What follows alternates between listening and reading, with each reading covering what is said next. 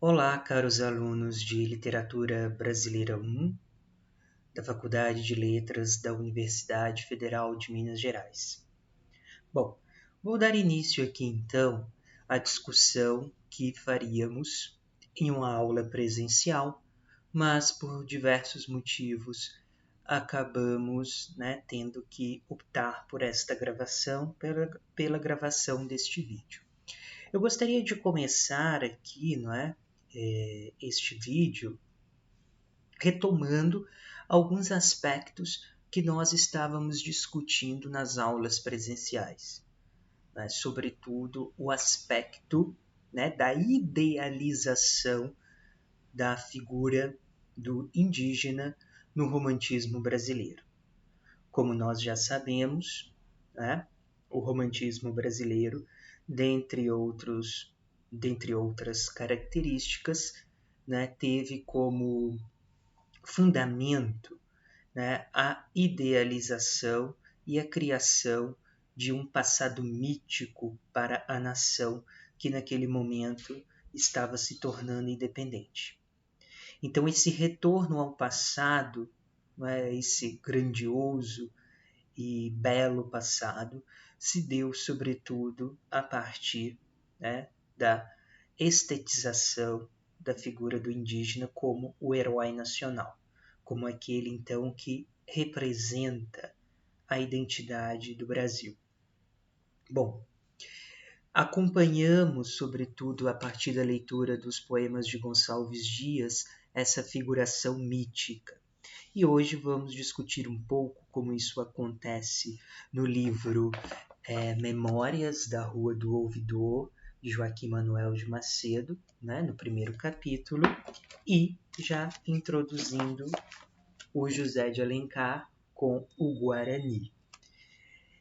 Então, em relação ao Joaquim Manuel de Macedo, como eu já havia dito em outras aulas, o Joaquim Manuel de Macedo é um romancista do século XIX e que escreveu sobretudo na forma do folhetim. O folhetim foi esse tipo de obra ali do século XIX que era escrita em capítulos, os famosos folhetins, capítulos que saíam semanalmente e ganhou muito o gosto do público. Conforme nós atestamos, o Joaquim Manuel de Macedo é muito atrelado à literatura e à prosa do cotidiano.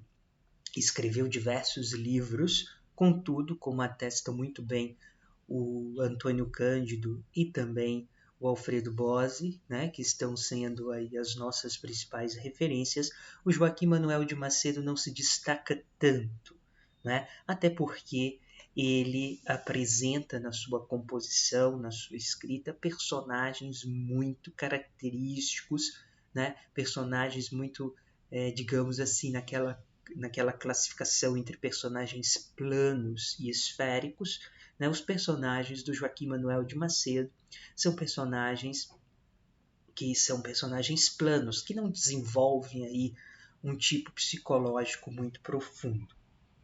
Então, pensando aqui neste livro Memórias da Rua do Ouvidor, o livro ele tem a intenção principal de traçar uma história mesmo desta famosa Rua do Ouvidor no Rio de Janeiro, que naquela época, no século XIX, já representava ali ainda numa sociedade predominantemente rural, numa sociedade ainda pós-independência, numa sociedade ainda com traços coloniais, representava já alguns ideais da modernidade.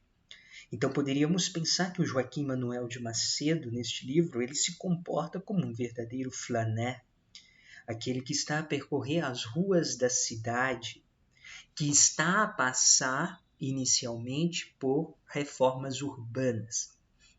Mas o que nos interessa, sobretudo, é o fato de que ele faz este retrospecto da Rua do Ouvidor, chegando ao início da colonização. Então, a gente abre o livro já com a data do século XVI, quando a rua ainda não era uma verdadeira rua, né? Tanto é que o início do capítulo vai dizer como a atual Rua do Ouvidor, tão soberba e vaidosa que teve a sua origem um desvio. É interessante pensar nesta palavra aqui, desvio. Não era, parece que não era, de fato não é, inicialmente não era nada uma rua planejada, um desvio, chamando-se primitivamente desvio do mar. E começando então de 1568 a 1572, logo século XVI, início aí da colonização, do ponto em que fazia ângulo com a rua direita, neste tempo com uma só linha de casas e à beira do mar. Como em 1590, pouco mais ou menos, o desvio do mar recebeu a denominação de Rua de Aleixo Manoel, sendo ignorada a origem dessa denominação. O autor destas memórias recorre a uns velhos manuscritos que servem casos de aperto e acha neles a tradição de Aleixo Manoel, cirurgião de todos e barbeiro só de fidalgos.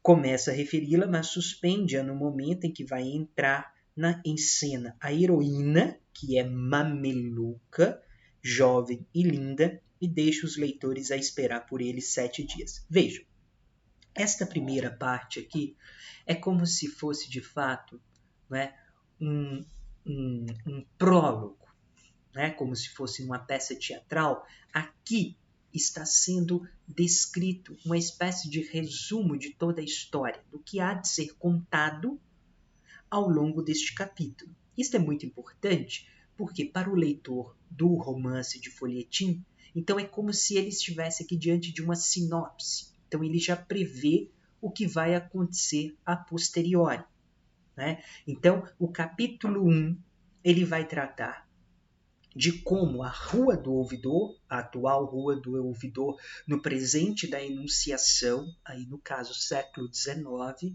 ela se origina a partir de um desvio, chamado de desvio do mar, e como que depois passou a se chamar Rua de Aleixo Manoel. E prestem bastante atenção em um interessante detalhe que eu já havia comentado também, que como neste capítulo e no livro como um todo, há a presença de um tom metalinguístico, porque o narrador ele comenta, né, como se dá o processo de escrita das memórias. Então, o autor destas memórias recorre a uns velhos manuscritos que servem casos de aperto e acha neles a tradição de Aleixo Manoel. Então, conforme eu já havia dito para vocês, o romance Memórias da Rua do Ouvidor, ele pode ser lido como um romance histórico, uma vez que está fazendo da história, né, fazendo dos documentos históricos a fonte, né, de origem da narrativa, no caso da narrativa ficcional e literária. Só que aí o que acontece? Não se trata simplesmente de um documento histórico como outro qualquer. Porque, conforme a gente vai ver, há muitas doses de imaginação e de ficção, o que é próprio da literatura. E o próprio narrador comenta isso com muitos gracejos, inclusive, que é algo muito característico da prosa do Joaquim Manuel de Macedo, é essa comicidade, que ganhou também, né, uma certa popularidade, esse tom de gracejo, esse tom cômico presente na sua obra. Então ele vai recorrer à tradição do Aleixo Manoel, né, que é o primeiro nome da rua depois de Desvio do Mar. E esse Aleixo Manoel é uma figura histórica, é uma figura pública daquele tempo, né, que, de modo cômico, ele descreve como cirurgião de todos e barbeiro só de fidalgos, ou seja, barbeiro só daqueles que possuíam, né, uma certa nobreza. Fidalgo é aquele que é filho de algo, então, portanto, né, possivelmente descendentes de portugueses, descendentes dos colonizadores, até que aparece a heroína da história, que é uma mameluca. Interessante notar que mameluca já aponta então para a questão da mestiçagem, né? Porque a gente vai ver que a Inês, né, que é o nome desta mameluca, né, ela não é puramente uma indígena. Ela já é fruto desse processo de mestiçagem que faz parte da história social do Brasil, né? Da união aí entre o colonizador branco europeu e os indígenas, né? Então, ele vai contando essa história ao longo deste primeiro capítulo, e é interessante então notar como que a figura, no caso aqui do indígena e da indígena, é tratada, não é? E aí a gente vê, por exemplo, a questão da presença dos tamoios aqui, que representavam as tribos que estavam ali ao redor do Rio de Janeiro. Então, é interessante que a gente perceba isso. E Aleixo Manuel, então, como um colono português. Vamos aqui lendo e comentando, já que é um capítulo curto, né? E aí estarei lendo e comentando aqui com vocês. Bom, a Rua do Ouvidor, a mais passeada e concorrida, e mais leviana, indiscreta, bisbilhoteira, esbanjadora, fútil, noveleira, poliglota, enciclopédica, de todas as ruas da cidade do Rio de Janeiro, fala, ocupa-se de tudo. Até hoje, porém, ainda não referiu a quem quer que fosse a sua própria história. Bom, aqui a gente também vê o motivo da escrita do livro, né? Da escrita deste romance que tem o contorno de um romance histórico. Qual é o motivo aqui? Que a Rua do Ouvidor, embora seja, né?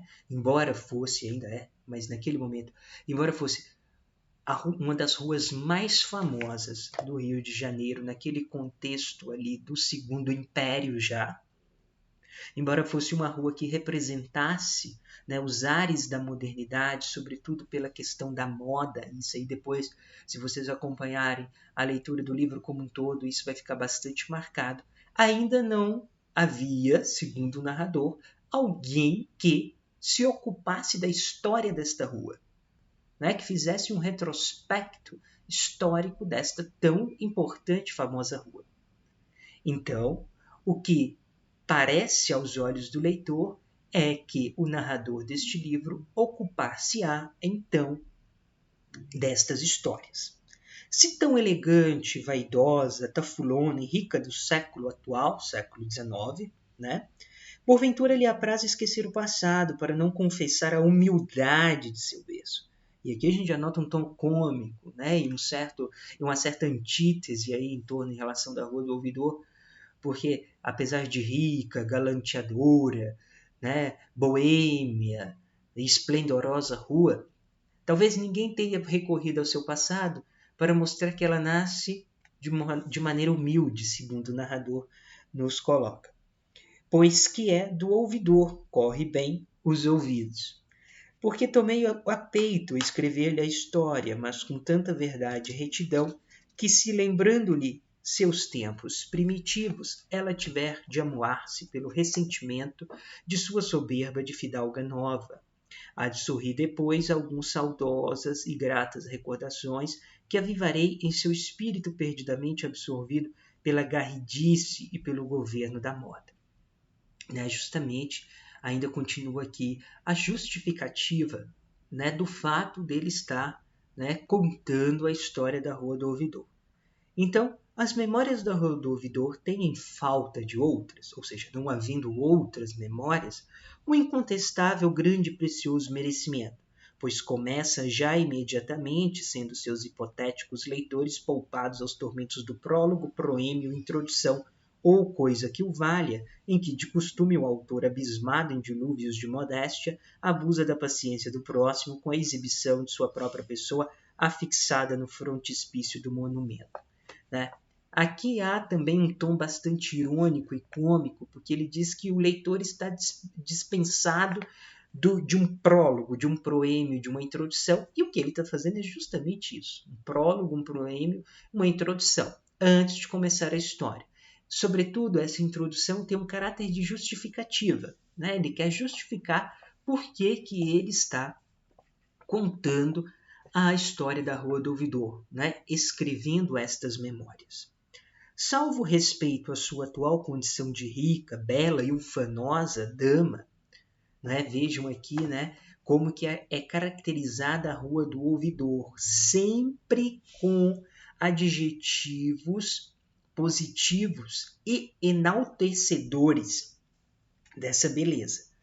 Tomo como com a minha autoridade de memorista historiador e exponho ao público a Rua do Ouvidor em seus coelhinhos de menina recém-nascida e pobre. Ou seja, o narrador se diz memorista historiador, né? Ele se considera assim.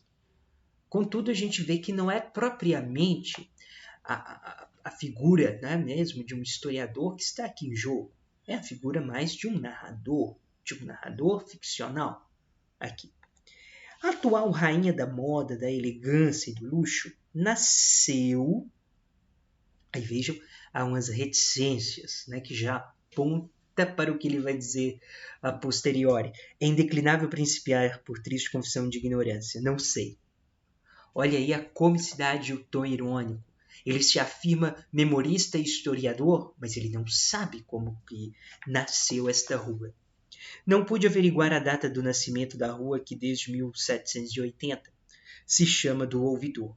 Do que a ela disso não resulta prejuízo algum, e pelo contrário ganha muito em sua condição de senhora, porque isenta de aniversário natalício conhecido, não há quem ao certo lhe possa marcar a idade, questão delicadíssima na vida do belo sexo, que afortunada predestinação dessa Rua do Ouvidor.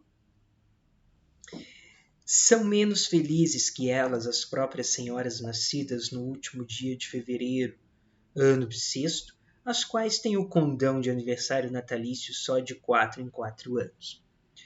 Mas memorista historiador que sou, e aí ele volta, né, insistindo nessa questão de que ele é um memorista historiador, não hesito em atraiçoar o segredo da idade aproximada da Rua do Ouvidor, que tão louçã, namoradeira e galante conta com certeza mais de 300 janeiros. Bom, ele não sabe, certamente, né, e aqui é interessante a gente pensar no ponto de vista da narrativa e no foco narrativo aqui presente.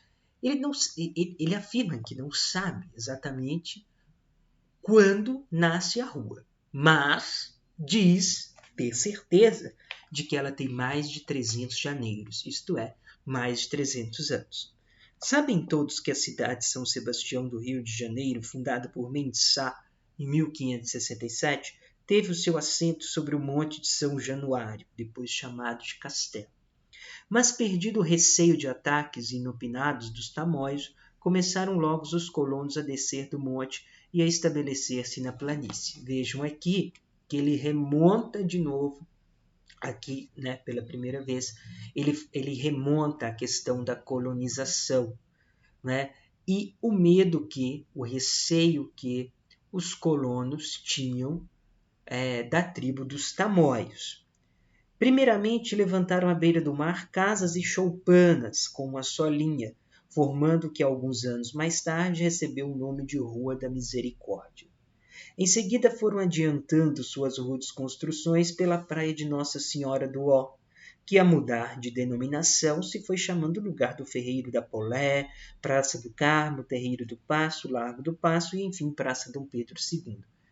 Novamente aqui uma reconstrução, um retrospecto histórico.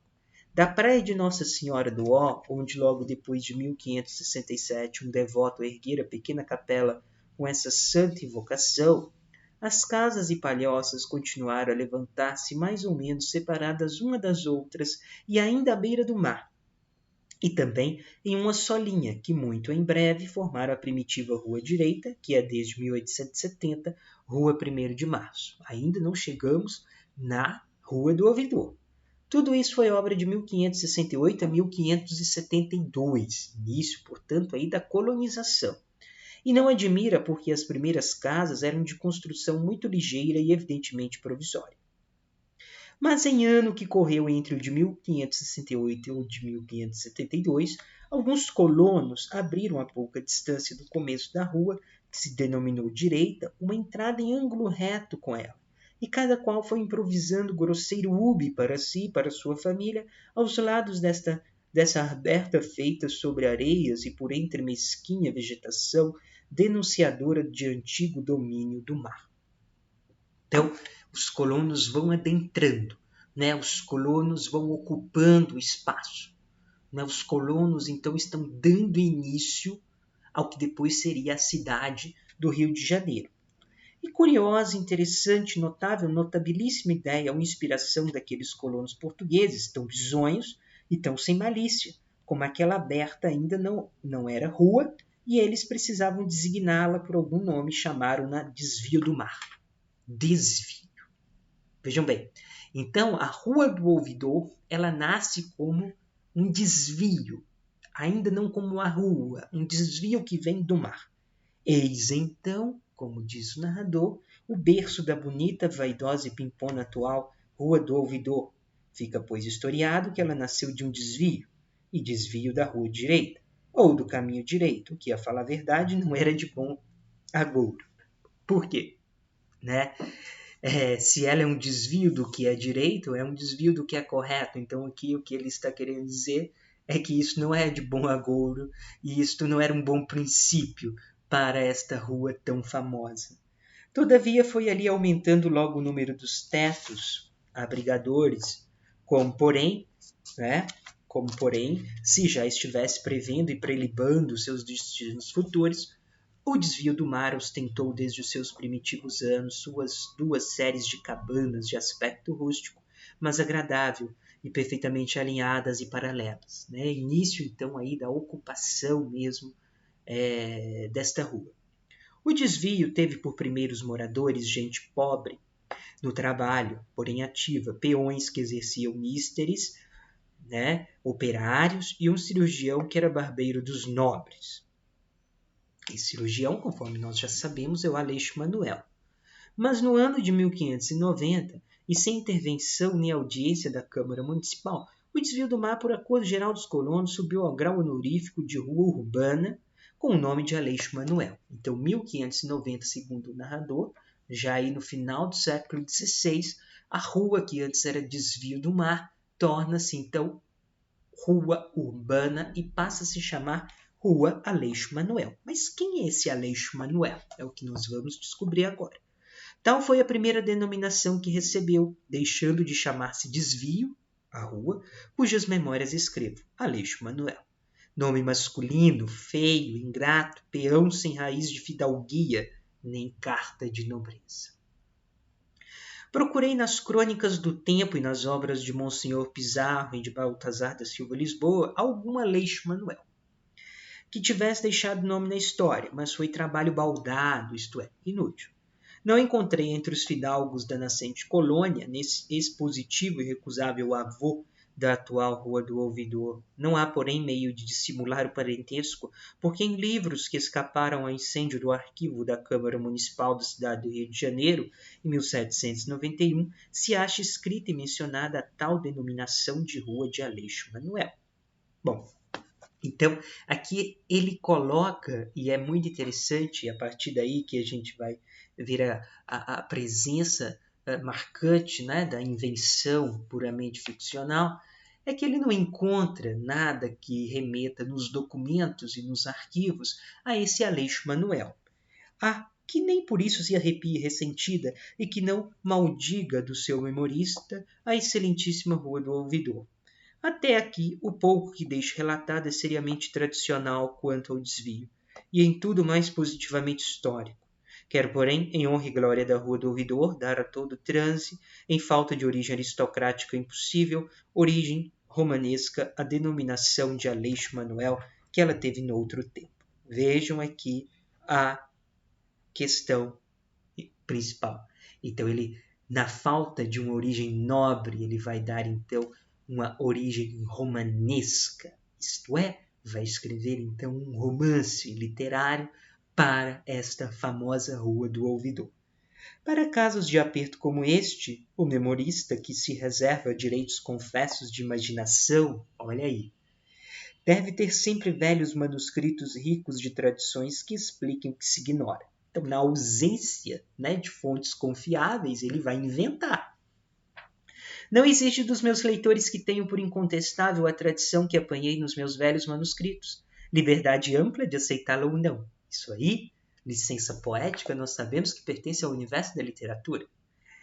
Aleixo Manuel, aí vamos à história do Aleixo. Colono português, era cirurgião e também barbeiro, mas barbeiro só de fidalgos.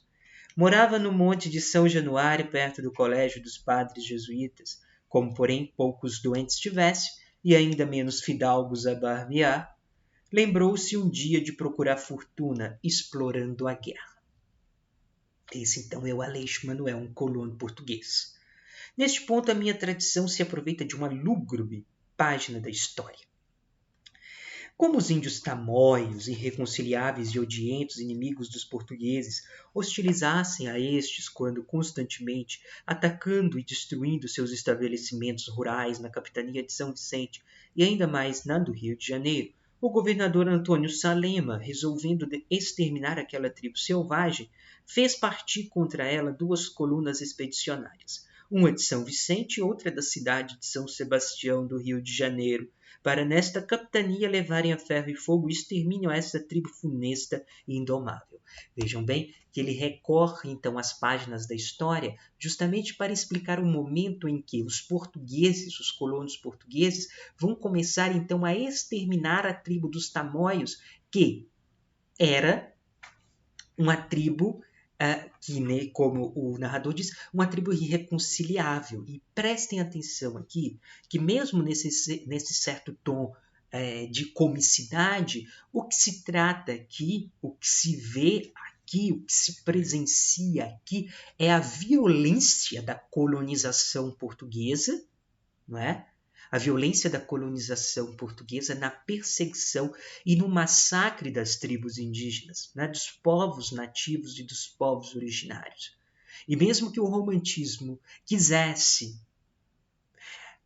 idealizar a figura do indígena, escondendo todo o processo da violência da colonização, ou que, num caso aqui como Joaquim Manuel de Macedo, estivesse adotando um tom cômico diante disso, o que a gente tem que perceber e problematizar é que a colonização, como um trauma constitutivo da história brasileira, né, agiu de modo extremamente violento na dizimação e na aculturação dos indígenas. Aleixo Manuel alistou-se voluntário na coluna expedicionária fluminense, que foi comandada por Cristóvão de Barros. Né? Então, o Aleixo Manuel, conforme a gente acabou de ver, querendo então se afortunar na guerra, ele se alista justamente para combater os indígenas tamoios. A história guarda a lembrança da justificada, mas horrorosa guerra. O incêndio, olha aqui a presença da violência e da destruição. O incêndio devorou dezenas de aldeias de índios e destes mais de 10.000 foram mortos. Olha a violência, o massacre, o genocídio. Mais de 7.000 prisioneiros e reduzidos à escravidão. E os tamoios que puderam escapar meteram-se pelas florestas, emigrando para muito longe para sempre. Nós não percebemos nada aqui no tom do narrador, né?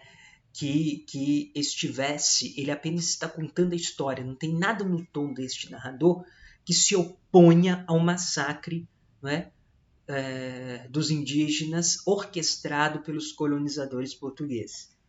Mas o que a história não diz, e minha tradição informa, e ele já volta então para a invenção, para a reconstrução e para a reinvenção literária, é que a tremenda expedição rendeu a Aleixo Manuel 2 escravos tamoios.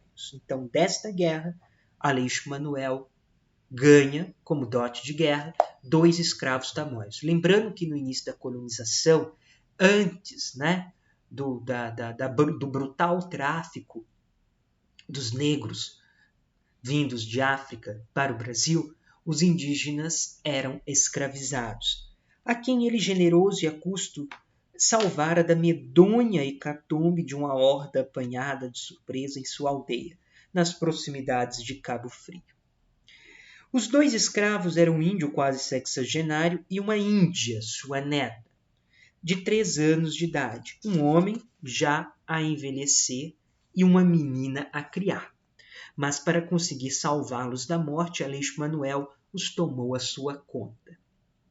Vejam que o narrador dá ao Aleixo Manuel quase que a figura de um herói, por salvar da morte de uma guerra da que ele estava participando, né, em favor dos colonizadores portugueses, por salvar da guerra, salvar da morte estes 2 indígenas. A menina, evidentemente, não era de raça pura tupi, era uma linda mameluca. A aldeia selvagem estabelecida perto de Cabo Frio, ocupado por franceses, relações amigas e frequentes destes com os tamoios das vizinhanças, seus aliados explicavam o cruzamento das 2 raças naquela bonita e interessante criança. Então ele aponta justamente já para a questão da mestiçagem e aqui colocando como fator principal a presença dos franceses, né, que eram, naquele momento, aliados, não é, dos tamoios, porque eles queriam colonizar aquela região em detrimento dos portugueses.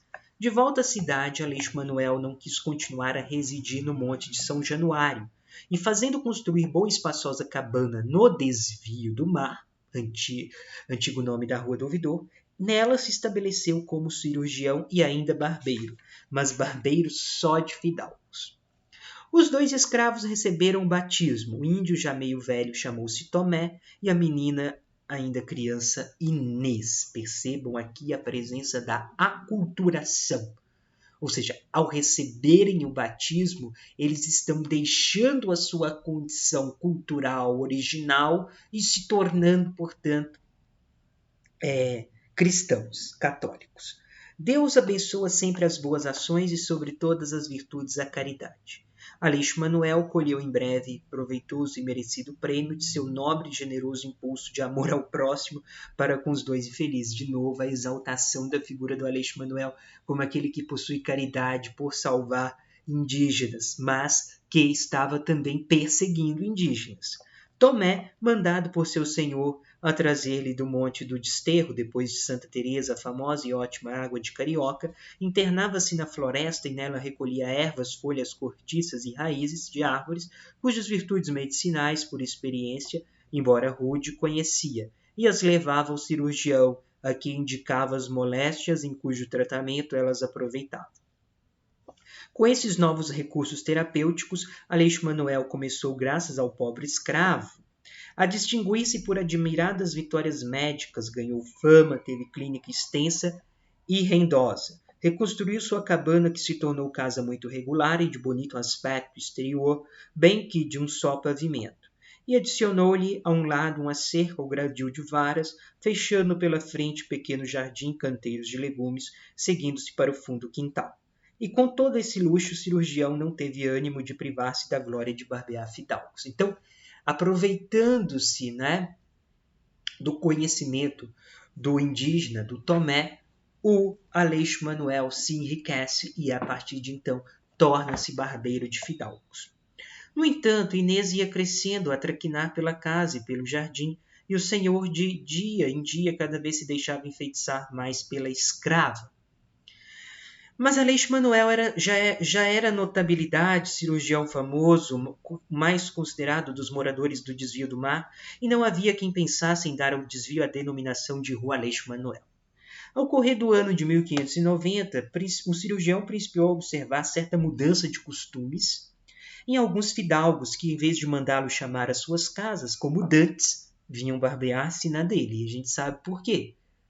Aí há aqui, mesmo que velada, a presença da violência sexual, de ver nesta mameluca, nesta mestiça, que tinha traços de indígena, um objeto carnal. Nos primeiros dias ufanou-se muito daquela alteração de costumes, atribuindo a honraria e consideração pessoal que lhe queriam prestar pelo crédito e pela estima que gozava. Depois notou que os fidalgos que para barbear-se se vinham à sua casa eram Gil e Eanes, Lopo de Melo e mais 4 ou 5, todos de nobres famílias, mas também todos célebres na cidade por vida licenciosa e pervertida. Tendo notado isso, desconfiou logo de fregueses tais. Pôs-se de observação dissimulada e cuidadosa e bem depressa certificou-se de que os seus fidalgos, quando chegavam para barbear-se, metiam os olhos pela porta do interior da casa e que, afora essa curiosidade impertinente, faziam ronda diária e suspeita pelo desvio do ar. Aleixo Manuel não levou muito tempo a procurar a explicação do fenômeno, mas caiu das nuvens lembrando-se de Inês. A mameluca fulgurava, então, entre os 17 e os 18 anos de idade, com seus belos olhos negros, sua boca lindíssima, seu rosto encantador e seu corpo de contornos admiráveis, maravilhava pela formosura. Era uma arrebatadora morena esperta, faceira e, sem o pensar, voluptuosa. Aleixo Manuel caiu das nuvens, porque só então refletiu do que já sabia, só então reconheceu muito sério e gravamente que a menina, sua escrava, já era mulher, e despertava, então, a atenção dos olhos daqueles fidalgos. Ele adorava Inês com enlevos e cultos de amor inocente e santo. Até esse dia, porém, da queda do alto das nuvens onde se iludia nos segredos, ainda não manifestos da natureza da sua afeição, ou devera só amava Inês com ardor e pureza de pai estremecido. Então, o amor que Aleixo Manuel tinha por Inês, a sua escrava mameluca, era um amor romântico. Né? Mas aí uma espécie mais de amor paterno, amor de devoção, amor de respeito. Os fidalgos libertinos lhe alvoroçavam o ânimo. Sabia que seus escândalos e atentados ficavam sempre impunes quando as vítimas eram gente do povo, já que eram fidalgos, detinham o poder, eram os dominadores, podiam então abusar, não é, das indígenas, abusar das escravizadas, abusar, então, deste corpo que é dominado. Gil Eanes, Lopo de Melo e os outros que o procuravam para barbear-se, que intenções trariam? Nenhum, por certo, pensava em casar com uma moça que, além de filha de Índia, era escrava. Que queriam, então, fazer dela? Né? Nota-se aí, portanto, também acerta a distinção de posição. Inês era indígena, né? E era escrava. Que queriam então os fidalgos com ela, a não ser a satisfação sexual, carnal.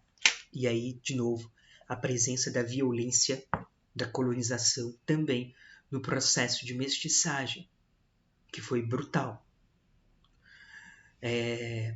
Depois, conforme a gente vai ver lendo Guarani e, sobretudo, Iracema, o romantismo esconde no processo de formação do Brasil como que a mestiçagem, a união do colono português, do dominador português com a indígena ou com a negra escravizada, não é um processo romântico só de flores, é totalmente violento. Nós somos frutos, então, da violência do colonizador também contra os corpos femininos, uma violência sexual. Nessa aflitiva e revoltante conjuntura, Aleixo Manuel apenas escapou de ter sido o primeiro republicano da Rua do Ouvidor, e aí o mais antigo patriarca das ideias do meu bom amigo, o senhor Otaviano Hudson. Mas que havia de fazer Aleixo Manuel? Era impossível, ou seria loucura meter-se em briga com fidalgos. Fidalgos, a classe humana superhumanizada, privilegiada e purificada, a classe de seu culto e da sua paixão. Quem diria que o seu maior tormento lhe viria de fidalgos? Né? Classe nobre. Aleixo Manuel velou a noite inteira a meditar e a imaginar. Mas na manhã seguinte achou-se senão tranquilo, ao menos, porém, esperançoso do bom resultado do plano que forjara. Nesse plano, a primeira e essencial condição era em casa a defesa e a segurança de Inês, quando ele estivesse ausente. O cirurgião não procurou auxílio fora da família, Tinha sob seu teto cão fiel, velho, mas robusto e forte, um índio, o avô de Inês. Pôs de sobreaviso, mas em segredo absolutamente recomendado, o já octogenário Tomé, que se endireitou garboso como o jacatirão e murmurou surdo e ameaçadoramente: Deixa eles. Além das instruções que deu ao velho índio, o que mais fez Aleixo Manuel, ele lá o soube e nós provavelmente o iremos sabendo. Continuou, porém, respeitoso e humilde a receber em casa os tais fidalgos e a barbeá-los como dantes, salvo a ideia sinistra e repulsada que às vezes lhe vinha de experimentar o corte da navalha nas gargantas dos privilegiados sedutores de donzelas pobres. Entretanto, o cirurgião muitas vezes ficava cismando, e a lembrar-se e relembrar-se de que não era nem pai, nem tio, nem irmão, nem primo de Inês, e que, por consequência, não havia impedimentos talvez para casar com Inês, e nesse sentido, casando-se com Inês, ele, sendo o marido dela, evitava, portanto, a presença destes fidalgos. É verdade que ele tinha 50 anos e a menina 17, mas por isso mesmo. Velho que se apaixona por menina perde logo o coração com o coração à medida do tempo, principalmente futuro, para ela aflorescer e para ele a murchar. Inês estava percebendo 1000 coisas, mas era uma inocentinha. E esse adjetivo no diminutivo revela muito. Que não via coisa alguma. Divertia-se muito assim, mimo e princesa de casa, a linda escrava era, desde pequenina, a senhora de seu senhor. Olha aí a questão da dominação. Uma tarde, Inês... Reticências, evidentemente, é este o momento em que a linda mameluca entra, manifesta-se em cena. E pois que a minha tradição da rua de Aleixo Manuel não pôde caber toda neste folhetim, eu seria o mais inexperiente e insensato dos folhetinistas, olha aí a metalinguagem, se não interrompesse a narração, deixando os meus leitores curiosos de contemplar a bela e voluptuosa Inês em sua primeira hora de travessa, viva e um pouco maliciosa revelação. Esperar é o tormento do desejo, mas vale a pena esperar 7 dias pela contemplação de uma jovem formosa. E assim acaba o primeiro capítulo do romance, o primeiro, então, folhetim. E vejam que a estratégia do narrador foi justamente terminar numa cena que vai ser continuada a posteriori. Inês entra em palco, Inês entra em cena. Mas aí termina nesse suspense, para que o leitor, então, pensando em questões formais, para que o leitor, então, espere pelo próximo capítulo, pelo próximo folhetim, que será publicado dali a 7 dias. Então ele fica aí nessa expectativa do que vai acontecer com Inês. Então convido vocês também, caso queiram, a lerem, a continuarem a história, como se fosse uma espécie de novela mesmo. Mas o que nos interessa aqui, a partir desta leitura, é destacar alguns aspectos importantes. Primeiro aspecto,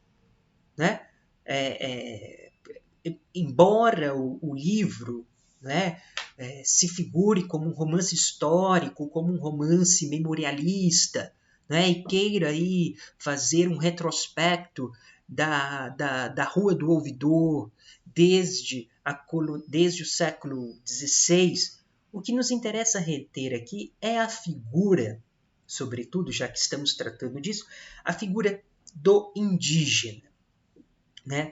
E também ver como o processo de colonização portuguesa foi extremamente violento. E como que isso aqui, mesmo nessas doses de humor, de comicidade muito próprias da narrativa do Joaquim Manuel de Macedo, como que isso está presente, Como que a gente vê, por exemplo, os portugueses já neste momento guerrearem contra os indígenas e exterminarem a tribo dos Tamoios, porque a tribo dos Tamoios estava se colocando contra, estava atrapalhando, digamos assim, atravancando aí o caminho de colonização dos portugueses. Isso pensando na lógica dos portugueses.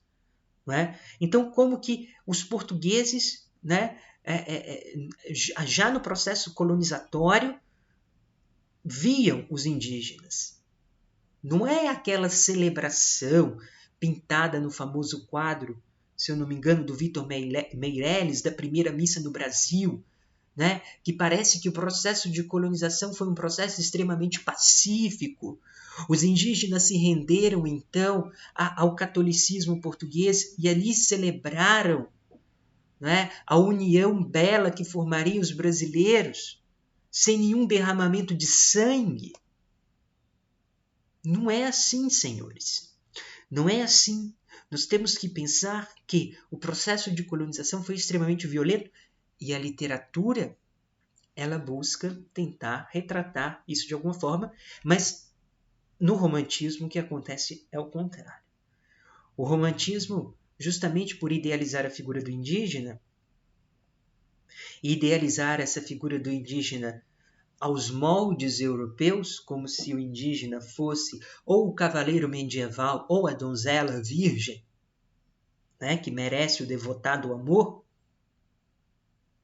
ele está escondendo todo o processo violento da colonização, todo o processo traumático da colonização, todo o processo traumático da dizimação e do massacre dos indígenas, das doenças que foram trazidas, né? Da escravização dos próprios indígenas, da aculturação dos indígenas. Então é importante a gente notar isso neste capítulo. Bom, só para fechar então esta parte do Joaquim Manuel de Macedo, caso queiram, né, se aprofundar um pouco mais, é interessante a gente perceber que a sua narrativa é, sobretudo, uma narrativa que procura, de fato, né, se concentrar nessa questão documental, né? Ele descreve muitos ambientes, muitos cenários e costumes e tipos brasileiros, sobretudo urbanos, né? Escreveu também diversas crônicas, memórias, como as Memórias da Rua do Ouvidor. Então é um grande memorialista, né? Também um grande cronista, está atentado à realidade do cotidiano. Né? Vimos aqui pela leitura que ele tem uma via de comunicação fácil, não é uma leitura difícil. Os personagens são familiares e cotidianas, são romances bastante coloquiais, de uma prosa falada e que apresentam essa veia cômica e retratam muito bem, né, a paisagem, também a paisagem urbana. Então, a gente deve se concentrar e pensar nisso em relação ao Joaquim Manuel de Macedo.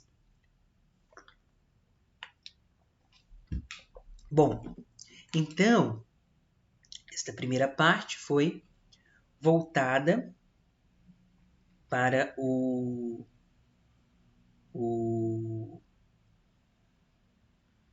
Joaquim Manuel de Macedo. E aí eu peço, né, que vocês leiam no livro do Antônio Cândido, conforme eu já indiquei, a parte referente a ele. Agora, vamos falar um pouco do José de Alencar, porque o José de Alencar, diferentemente do Joaquim Manuel de Macedo, ele se desponta como o principal romancista do romantismo, né? Conforme atesta Antônio Cândido e também Alfredo Bose, o José de Alencar, ele já explora mais nos seus romances e na sua produção literária o compromisso que os românticos tinham naquele momento. Ou seja, de criar um passado mítico, um passado glorioso ao Brasil e de, né, construir a identidade deste país. Então, Alencar ele abraça todas as etapas da vida brasileira, né, querendo justamente traçar um passado, uma origem gloriosa e mítica, uma origem lendária para o Brasil. Por isso que os romances, sobretudo os romances indianistas do Alencar, voltam ao passado, voltam ao início da colonização, para mostrar as raízes deste país, só que, claro, romantizadas e idealizadas, né? E aí a gente percebe a presença enorme de lendas e mitos da terra selvagem conquistada, dessa terra que está sendo colonizada pelos portugueses, mostrando, portanto, a gestação, a origem do povo brasileiro. O momento em que colonizador e indígena entram em contato, formando, portanto, a união daquilo que depois daria origem ao brasileiro. Lembrando, conforme eu já disse anteriormente, que esta união não é nada pacífica, nem edulcorada, nem muito menos romântica. É uma união que é extremamente violenta, extremamente conflitiva, extremamente atritiva, e não é isso que a gente vê nas obras do Alencar e nas obras dos românticos como um todo. Eles estão querendo idealizar este momento, escondendo toda a violência do processo. Então, o Alencar, em seus romances, elaboram a Suma Romanesca do Brasil. Ele está querendo, de fato, sobretudo nos romances indianistas, nos romances históricos e nos romances regionalistas, né? Ele está querendo criar, então, a imagem para o Brasil. Porque é importante destacar que o Alencar escreveu muito. E a sua obra romanesca pode ser dividida em indianista, não é? Quando ele está tratando do elemento indígena, em histórica, quando ele está fazendo de fato um romance que procura, né, resgatar um determinado período histórico, sobretudo a colonização, regionalista, quando ele está tratando de determinadas regiões do Brasil, e os romances urbanos. Né? O que nos interessa aqui neste momento é sobretudo os romances indianistas e históricos. Né? É importante pensar, sobretudo a partir do Guarani, né, que é um romance que ao mesmo tempo é indianista e histórico, porque se aproveita de figuras históricas, como o do Antônio de Maris é uma figura histórica, né, e a sua família. Então aquilo que está sendo retratado no livro é presente também na história do país, mas claro que de modo ficcional, é que este retorno a este passado faz parte, né,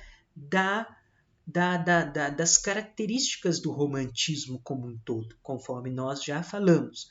Né? Essa nostalgia do passado, essa evasão no tempo presente para retornar ao passado, mostra que estes narradores, os poetas, também estão descontentes com a realidade do presente e voltam ao passado justamente para tentar ver neste passado algo de glorioso e algo que também explique a origem.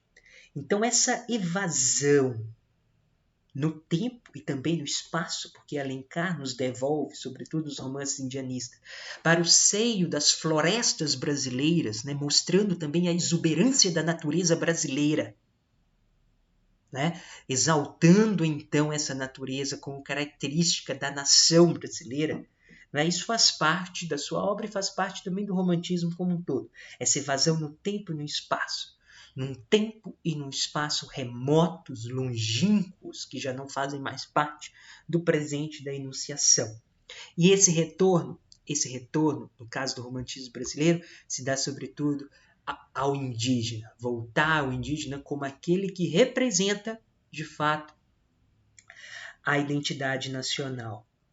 E como eu já disse para vocês, um retorno também a essa natureza virgem, a essa mata virgem, né, que representa as nossas florestas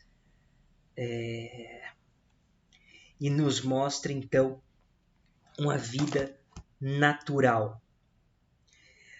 Outras questões importantes de serem apontadas em relação ao Alencar é que nas suas obras indianistas, sobretudo no Guarani, a gente vê muito a presença do medievalismo. O que é Peri, senão o guerreiro medieval? O que é Peri, senão aquele que representa a pureza, a lealdade, a coragem, a nobreza, a honra, o heroísmo de um cavaleiro medieval? aquele que é vassalo de um suzerano e de uma suzerana.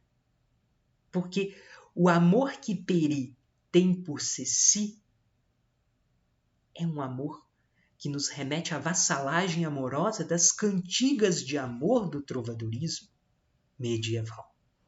Das cantigas lírico-amorosas, tantas cantigas de amor quanto as cantigas de amigo. Essa vassalagem amorosa, essa devoção extremada a esta senhora. Mas não só a ela, a Dom Antônio de Maris, que representa justamente esse senhor, quase um senhor feudal, né? Que tem o poder sobre todos, então é o suzerano. E todos aqueles que estão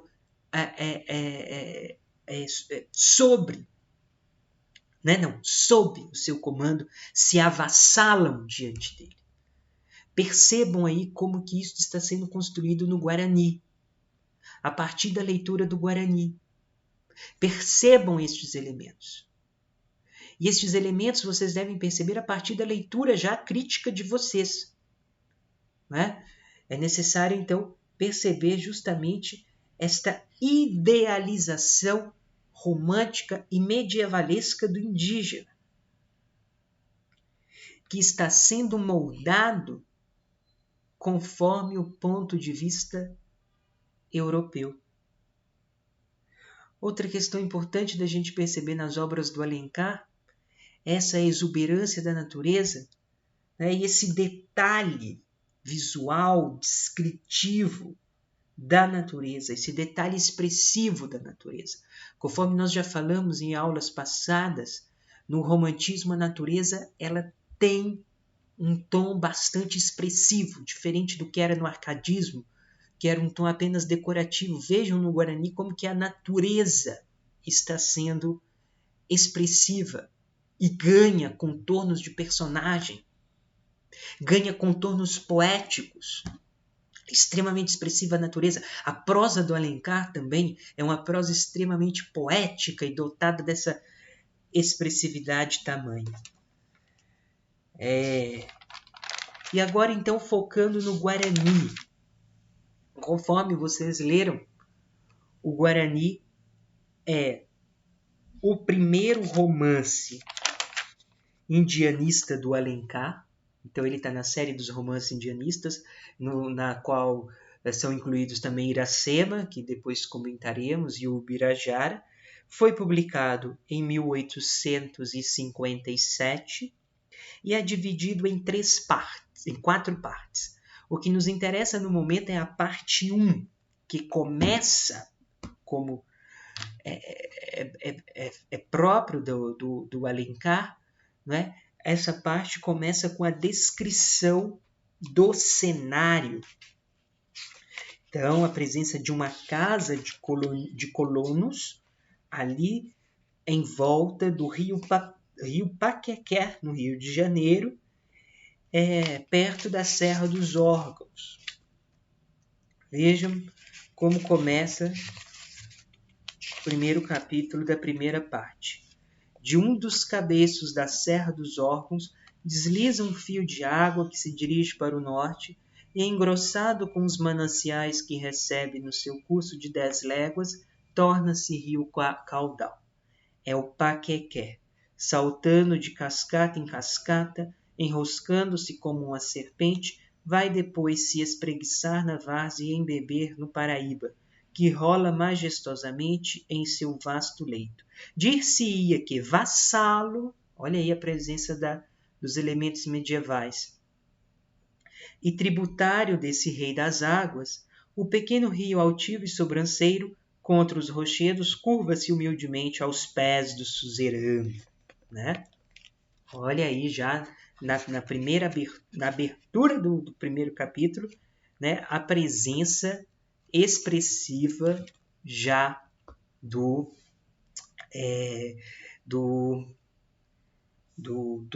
elemento medieval. Bom, o que trata o Guarani? O Guarani vai tratar, sobretudo, né, digamos assim, que o assunto principal do Guarani é este amor devotado de Peri por Ceci. Quem é Ceci? Ceci é Cecília, que é filha de Dom Antônio Maris, que é este fidalgo, este nobre, este senhor colonizador português, e de Dona Lauriana, né, a esposa de Dom Antônio Maris. Peri é um indígena que certa vez salvou a vida de Ceci. E por ter salvado a vida de Ceci, ele ganha a confiança de Dom Antônio de Maris e da própria Cecília. Menos de Dona Lauriana, né? Que, conforme a gente lê no livro, é uma senhora que é extremamente avessa, né, aos indígenas. Trata-os, inclusive, como animais, como selvagens, mostrando, então, o ponto de vista do colonizador, do dominador português. Então, o Peri, ele se estabelece ali como aquele que é um verdadeiro vassalo de sua senhora, de seus senhores. A primeira parte do livro, além de escrever a questão do cenário, ela mostra também uma expedição, né, de viajantes que eram bandeirantes, né, e olha aí a questão da história, que estavam ali desbravando aquelas matas, aquelas florestas à procura de metais preciosos e que são subordinados a Dom Antônio de Maris. Eles estão voltando do Rio de Janeiro, né, em direção à casa de Dom Antônio de Maris, e no meio disso encontram o Peri caçando uma onça, porque Peri fez isso por conta de Ceci, porque tudo que Ceci lhe fala, Peri faz. É este amor devotado, religioso, que tem o Peri pela Ceci. Ela falou que queria ver uma onça viva e ele encarou como uma verdade. Descobrimos também, no meio dessa história, que Dom Diogo, que é um outro personagem, é filho de Dom Antônio de Maris, ele, numa caça no meio da floresta, por erro mesmo, acabou matando uma indígena da tribo dos Aimorés, né? Que é uma famosa tribo e extremamente, naquele momento, era uma tribo antropofágica e extremamente guerreira. E isto acaba preocupando Dom Antônio de Maris, acaba preocupando todos ali daquela região, uma vez que eles ficam temorosos com o fato de os aimorés poderem atacá-los. Temos também a figura de Álvaro de Sá e de Loredano, não é? Que estão vindo nessa comitiva. Álvaro de Sá tem um amor também por Ceci, um amor que é um amor romântico, e Loredano, que é esse italiano que antes era um padre, né, já tem já um amor. É um amor carnal por Cecília. Bom, vemos na figura de Dom Antônio de Maris essa função civilizatória, né? Ele é o colonizador. Isso pensando no que Alencar está construindo, né? Então ele é o colonizador civilizatório, né? E na figura de Peri, conforme eu já falei com vocês, e vocês já devem ter notado, Peri, ele é o herói, tem bravura, tem coragem, e tem uma paixão extremamente platônica por Ceci, que em tupi quer dizer dor, mágoa. Que mais poderíamos destacar, além dessa questão da figura idealizada do indígena, né, desse passado grandioso do Brasil? É importante destacar uma questão que faz do Guarani o livro principal do indianismo do Alencar. Por quê? Neste livro, o Alencar queria de fato traduzir, né, a origem gloriosa do Brasil. Mostrar aí o início da colonização e remontar então a este passado glorioso brasileiro.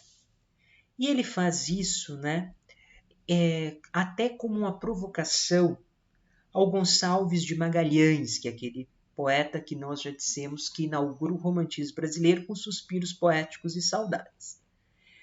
E que numa carta que eles trocaram na famosa Confederação dos Tamoios, o Alencar, nesse espírito do romantismo, né, de construir algo que representasse o Brasil, ele enumerou determinados pontos que deveriam, né, aparecer nas obras para que estas obras de fato representassem o país. Primeiro, resgatar esse passado grandioso do Brasil, a partir da reconstrução da paisagem brasileira e dos povos indígenas.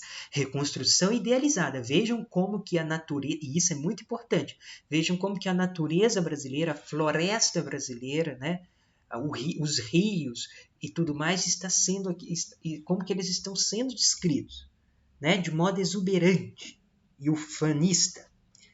E os povos indígenas também de modo idealizado. Buscar a origem do povo brasileiro. Apresentar um texto com tom e uma linguagem nobre. Buscar um herói que represente o povo brasileiro, no caso aí o indígena. E construir uma personagem feminina que seria o par amoroso do herói. E vejam que isso acontece, né? Porque Alencar ele quer celebrar a união do elemento indígena com o elemento colonizador, mostrando então a construção da identidade nacional e criando o primeiro herói mítico da literatura brasileira, que no caso é o Peri. Mas estas intenções do Alencar, elas se revelam totalmente idealizadas e utópicas. E idealizadas e utópicas escondendo, e eu quero ressaltar isso para que vocês percebam, né, escondendo a violência da colonização, escondendo todo o processo de dominação cruel, sanguinolenta e traumática que foi a colonização, com o massacre dos indígenas, com a dizimação dos povos indígenas, com a aculturação, né? Porque esse processo todo que faz do indígena o herói, esconde, e que faz do indígena o herói, e que quer celebrar a união do colonizador com o indígena, esconde o processo de massacre, esconde o processo violento. E vejam que não é o indígena enquanto indígena. Esse Peri do Guarani é um indígena totalmente nos moldes e padrões europeus cristãos, do colonizador. Esse amor devotado a Ceci, essa vassalagem amorosa, tudo isso faz parte do imaginário europeu. E isso é importante de ser destacado. Então, senhores, é isto que eu gostaria que vocês pensassem. Espero que estejam fazendo as leituras complementares e que possam então fazer os fichamentos, cuja entrega será no dia 10 de junho, juntamente com a avaliação de vocês. Na próxima aula discutiremos Iracema, juntamente com um capítulo de Macunaíma do José de Alencar, e fechamos então esta questão indígena. Como sugestão de leitura, que eu não vou abordar em aula, mas que está no cronograma, sugiro que leiam Ideias para Adiar o Fim do Mundo, do Ailton Krenak, que é um indígena. Então, é isso. Peço que no vídeo vocês comentem, né, sobre essa idealização do indígena e da nacionalidade. São os dois pontos principais. Como que? Então eu quero que vocês respondam isso. como que aparece a idealização do indígena, sobretudo em um Guarani, como que isso está aparecendo, e como que também aparece essa idealização da nação brasileira. Quais são os elementos que corroboram essa idealização? É isso, um abraço para todos.